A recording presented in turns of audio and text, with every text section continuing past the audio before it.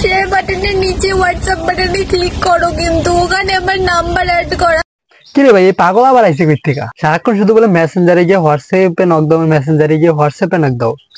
নিচে হোয়াটসঅ্যাপ বাটনে গিয়ে মেসেজ করো, শেয়ার বাটনের নিচে হোয়াটসঅ্যাপে ক্লিক করো।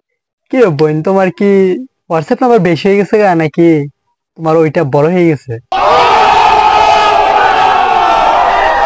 হ্যালো হোয়াটসঅ্যাপ ভাই বাদার, আসসালামু আলাইকুম। সবার কি অবস্থা? সবাই কেমন আছেন? আজকে আপনাদের জন্য আরেকটি নতুন ভিডিও নিয়েছি। আই হোপ ভিডিওটি দেখে আপনাদের অবশ্যই ভালো লাগবে। বেশি কথা না বাড়িয়ে চলো ভিডিওটি শুরু করি। ইদানিং দেখছি টিকটকে, ফেসবুকে কিছু ছাপড়ি মেয়ে এসে শুধু নাম্বার দেওয়া নেওয়া করছে। 809260 এটাই কিন্তু আমার কলিং নাম্বার, 908669। ফোন নাম্বার তো যার যার পার্সোনাল বিষয়, তুমি সেটা পাবলিক প্লেসের মধ্যে এসে এটা দিয়ে বেড়াচ্ছ। তোমার মতো নির্লজ্জ তো আর এই প্ল্যাটফর্মে নাই। বলো কি, তুমি সত্যি বলছো? প্লিজ আমার সাথে কথা বলো। কেন রে ভাই, আমার কি ঠেকা পড়ছে যে আমার এমবি খরচ করে আমি তোমার কল দিমু? শোনো আপু, ছেলেদেরকে এত সস্তা পাইবো না যে তোমরা ছেলেরা তোমাদের মেসেঞ্জারে গিয়ে নক দিবে, যে হোয়াটসঅ্যাপে গিয়ে কল দেবে। আমার সাথে কথা বলতে চাও?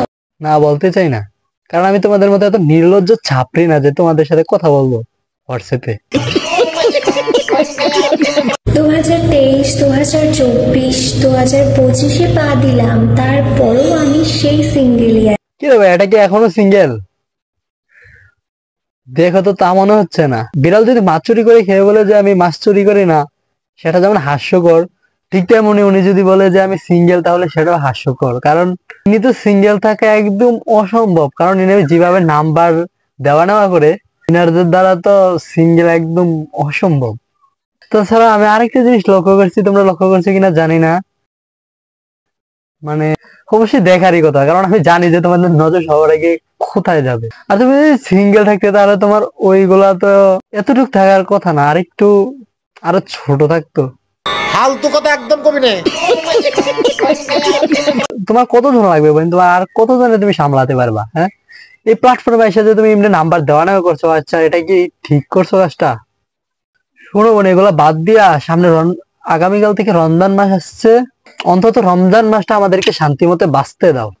তোমরা যে ছাত্রীদের মতো যে বস্তি ড্রেস পরে এইসা ভিডিও বানাও, এগুলো দেখলে তো আমাদের রোজা এমনিতে হালকা হয়ে যাবে। তো রমজান মাসের জন্য অন্তত হলো আমাদেরকে একটু মুক্তি দাও।